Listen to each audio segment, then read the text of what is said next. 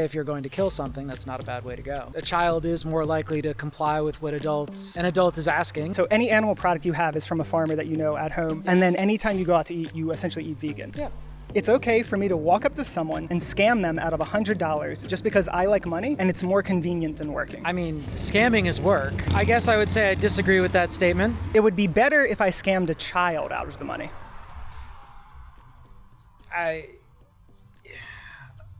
I mean, I'm not saying that it's good, but it's less bad because I guess you assume that the child got their money from someone else.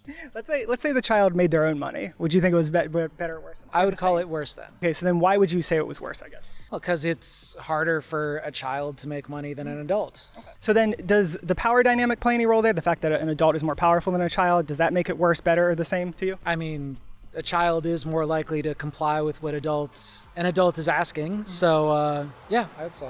It would be okay to scam someone out of money if I was going to die of starvation otherwise. Yeah, I'd say that that's reasonable, yeah. Would your answer to any of these questions change if instead of scamming someone out of money, I would have to physically assault them for the money? So I physically assault a person or I physically assault a child? I mean, I think it's a question of degree. On the face of it, if we're just talking knocking someone down, I wouldn't say that that's necessarily worse. It wouldn't be worse than scamming them, but would it be bad to do? Yeah, I'd say it would be bad to do. Harming someone and exploiting them are both bad, but you think maybe the exploitation is actually kind of worse than the harm? Yeah, totally. Would it be okay to assault someone if I was going to die of starvation? If we're just talking pushing someone down, I would certainly say that's okay. What if I was talking about like punching someone in the head? That's a lot more problematic because that could potentially be fatal. The more harm that's caused, the worse it is, basically. And so we're saying that the fact that it's convenient or just because I like money, those aren't good justifications for that behavior. Certainly fair to say. So those are the sort of starter questions. How are you feeling right now? You feeling good? I mean, I feel like you're building up to something, so I'm interested to see where it's going. Yeah.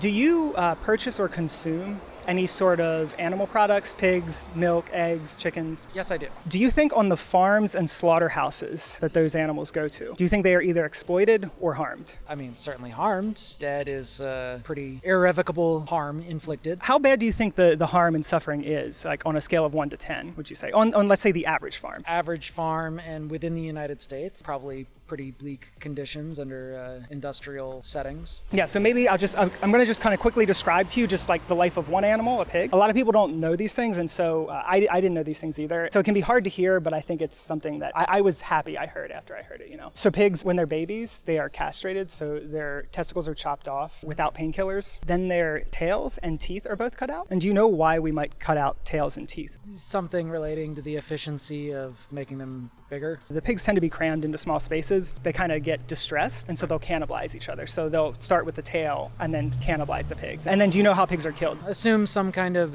blunt force trauma. So some pigs are. Some pigs are killed that way. Some pigs are killed with electric shock. But the vast majority are actually killed in gas chambers. So they're lowered into this sort of like crate, which is then pumped in with CO2. And the CO2 forms an aversive mixture with the wet tissues that are in their eyes and throat. It forms an acidic compound. And so they're kind of burn and suffocate to death in sort of their last moments of life. Process that for a second. Yeah. And then just kind of tell me like how you, like not a real logical response, but just how do you feel hearing that, you know? I'm a very logical person. I mean, from a thermodynamic perspective, it obviously makes the most sense because if you're going to kill people as efficiently as possible, or any kind of mammal that has to breathe, then it makes sense to do so with, some kind of air. Harm and exploitation, you both thought were sort of wrong. Exploitation may be a little more wrong, especially when they were for the reasons of sort of convenience and just because you like something, you know, like maybe we would say taste pleasure or something. Right. So we would say those aren't good justifications there.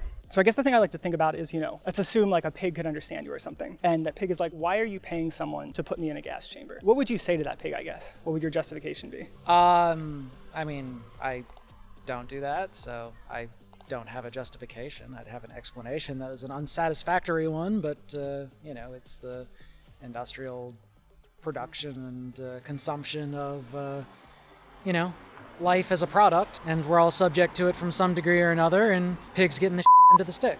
You said you don't do that. What do you mean when you say that? I know my farmers that I get my animal products from. Every animal product you buy is from a farmer that you know? Yes, that's correct.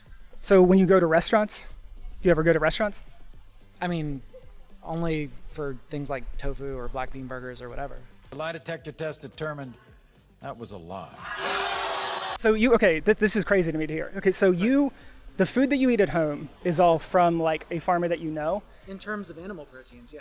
Right. So any animal product you have is from a farmer that you know at home. And then anytime you go out to eat, you essentially eat vegan. Yeah. Oh, wow. Okay.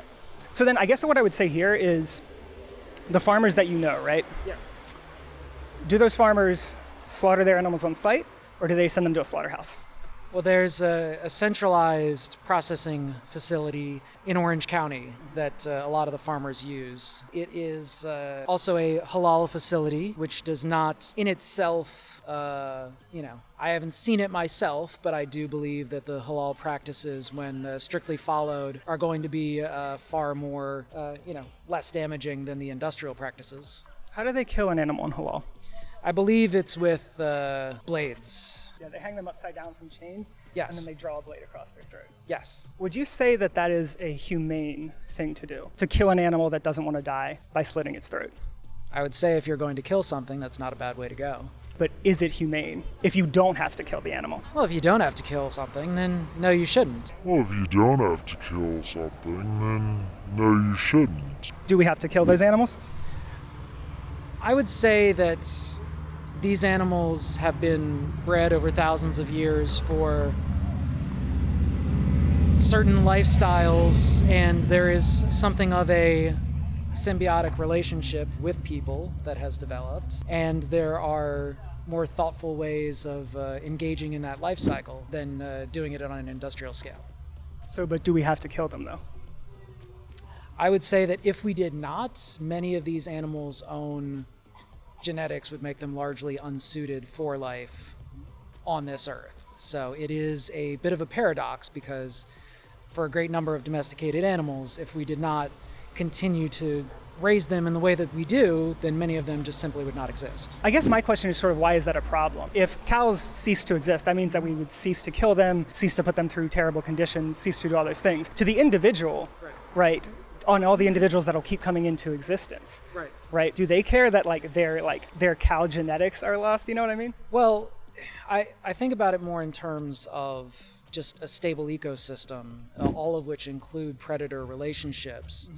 And while in the wild, in an animal, environment, it is a bit more brutal in the sense of arthritic and otherwise ill or sick animals are most often taken out by predators, and allows for a more healthy overall population. I think that is something that as people we can be stewards of in as humane a way as possible, because that is a part of the circle of life and we are a part of it just like everything else on this earth. Can you sing the Circle of Life for me real quick? It's the circle of life. So you kind of mentioned wild animals, right? And maybe there's sort of some predation and certain things to keep ecosystems stable. Are most of the animals we eat, like for instance at that restaurant, or the farmed ones, are those wild animals or are those farmed animals? Just about all of them are domesticated animals. So would that stable ecosystem apply to most of the animals that we're eating? I would say that domesticated animals exist within an ecosystem that we have created, and that to try and deny that the entire Earth is now one great big human ecosystem does a disservice to our impact and power, and I think that we should be good stewards of that impact and power. Do you think that if more people ate plant-based, do you think that would be better or worse for the environment and ecosystem altogether? I think that if more people ate ocean plant-based, that we could feed double the population at present, and it would be a wonderful thing for all. So, but what about just vegan in general? Do you think that?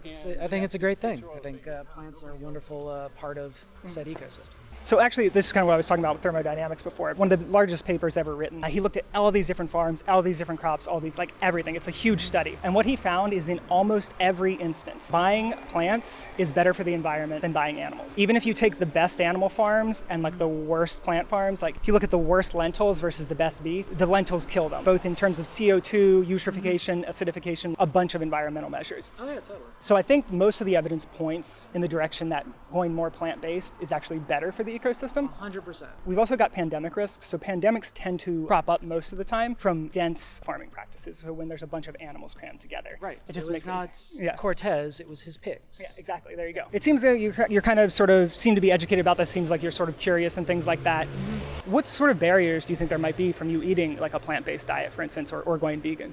What sort of barriers do you think you would have?